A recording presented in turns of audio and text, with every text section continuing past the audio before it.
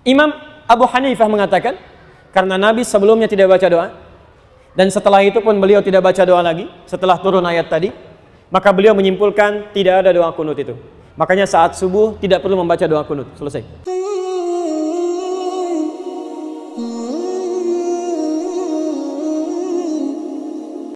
Apa hukumnya kunut yang dikerjakan setiap subuh?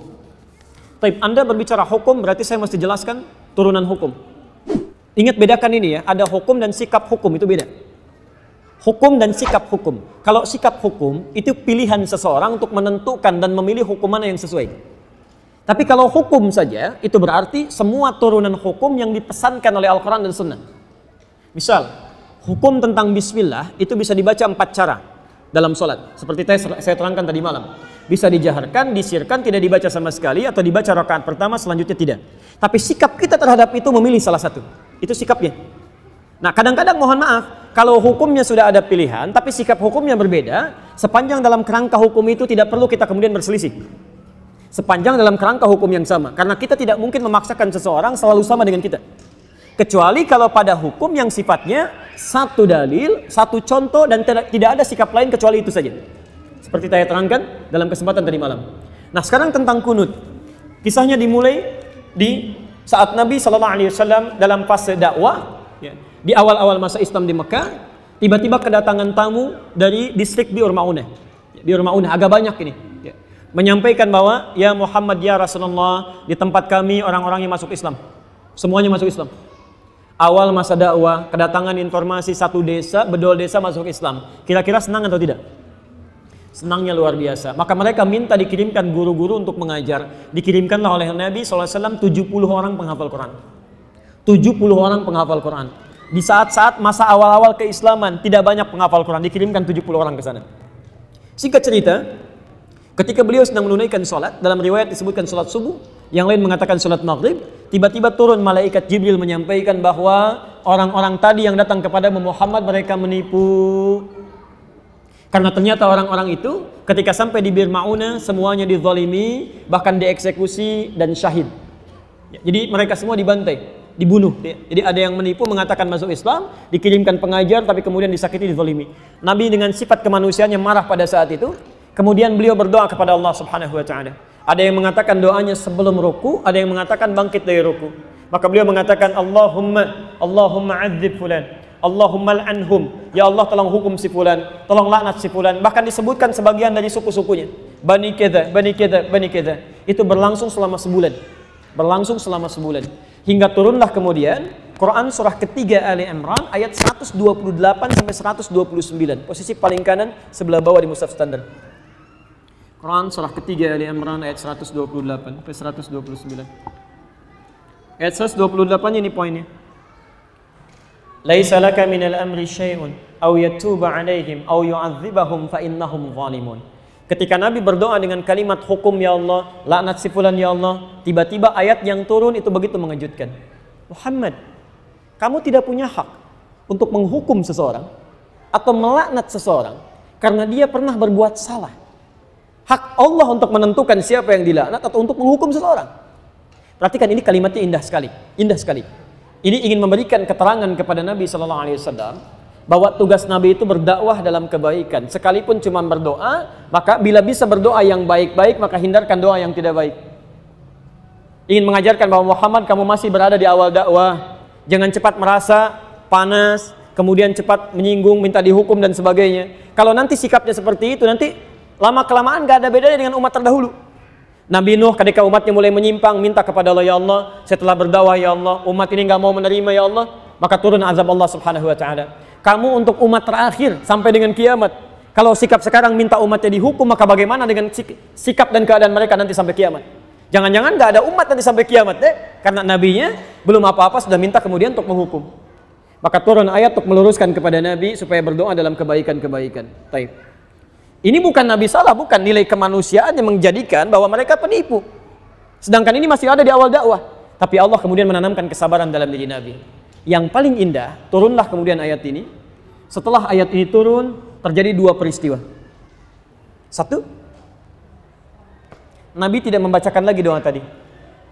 Ya Allah laknat si fulan, ya Allah hukum si fulan, tapi kemudian merubah doanya menjadi doa yang baik. Dalam bahasa Arab, sesuatu yang baik yang dimohonkan kepada Allah Subhanahu wa taala singkatnya disebut dengan kunut namanya. Kunut. Permohonan yang baik-baik sebagai ketaatan kepada Allah.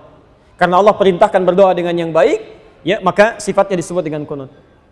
Baik, maka peristiwa yang pertama, fokus, Nabi tidak membacakan doa itu lagi, lalu mengajarkan kepada cucunya Al-Hasan, kepada sebagian sahabatnya, doa yang terbaik sebagai pengganti doa yang ini.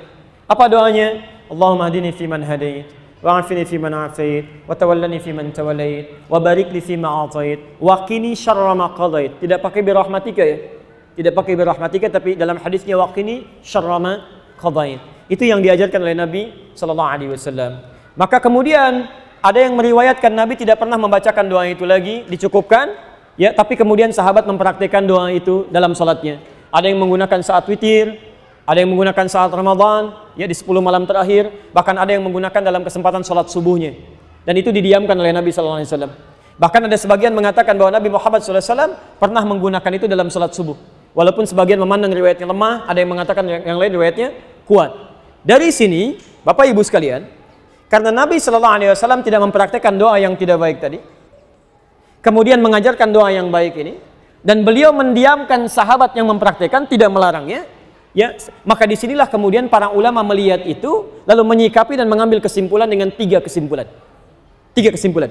Karena Nabi tidak mengatakan langsung. Kalau Nabi mengatakan sudah nggak usah berdoa, selesai masalah. Kalau Nabi mengatakan berdoa ya, ini bagus, selesai masalah.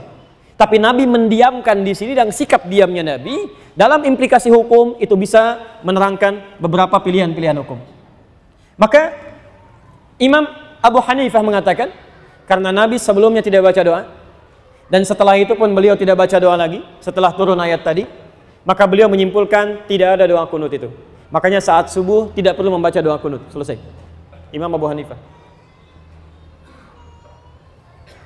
Imam Malik, Imam Syafi'i menyimpulkan, Nabi SAW baca doa.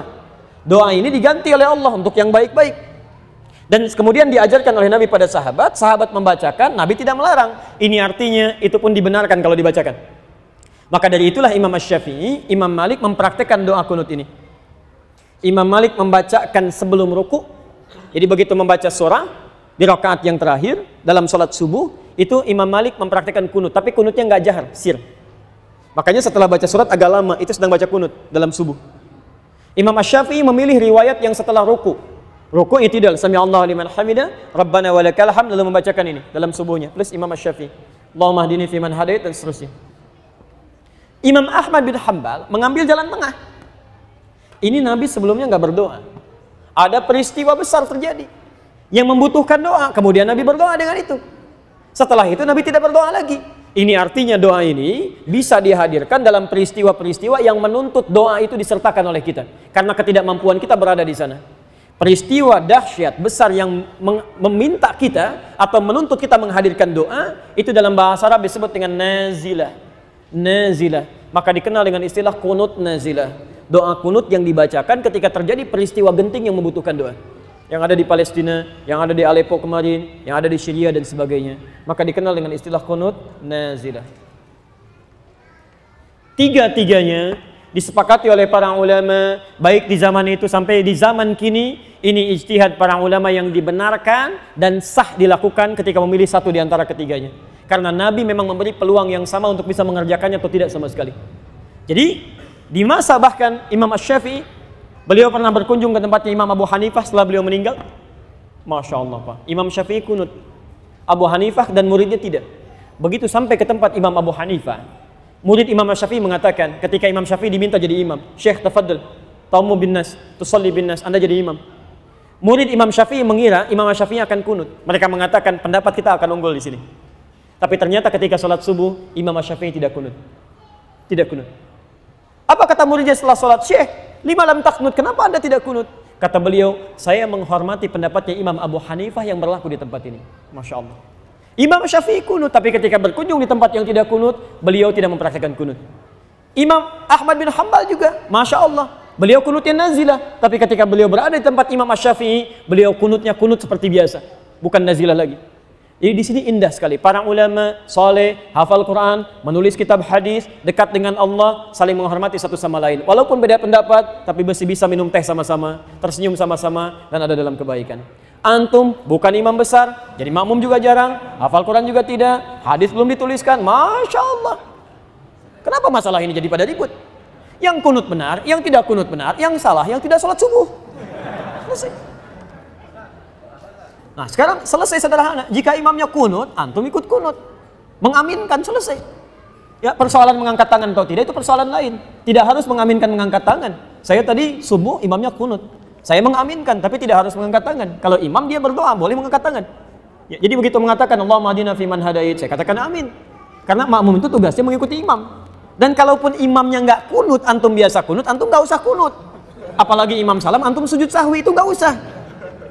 Awas jangan terlampau soleh di sini. Awas, karena tugas makmum itu mengikuti imam. Imam ruku, antum ruku. Imam sujud, antum sujud. Imam kunut, antum kunut. Imam nggak kunut, antum nggak usah kunut. Selesai ya? Gampang sebetulnya. Allahu Akbar. Yang salah, yang tidak, kita sepakat di situ.